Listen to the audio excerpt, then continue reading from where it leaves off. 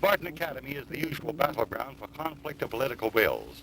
One of the combatants is board member Dan Alexander. The other is board president Bob Williams.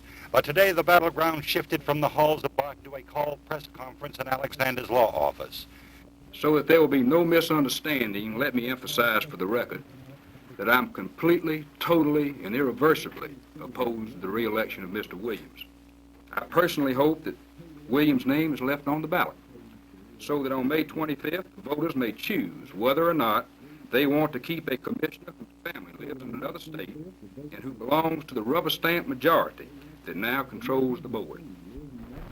The man who was the subject of the press conference, Bob Williams, arrived and sat in the rear of the room, away from the TV lights and reporters. After the press conference, Williams talked with the press at his own off-the-cuff press conference outside, and it became a matter of personalities. On numerous occasions, and as far as being a rubber stamp, I'm not a rubber stamp anybody. Do you consider Alexander a danger to that board?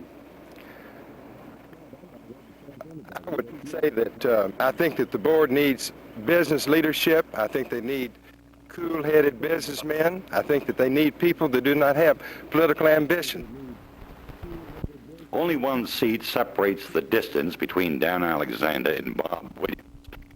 The distance between these two men as to how the Mobile County School Board should be operated is much greater than that. It is estimated that Williams will be on the runoff ballot.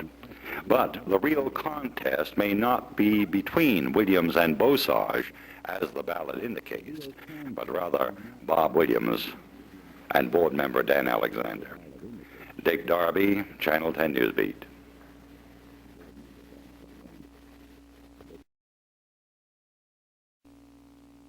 The subcommittee went into session at 2 o'clock this afternoon to hear evidence concerning whether or not Williams has a legal residence in Mobile and an alleged infraction of election law by not reporting a campaign payment of more than $100.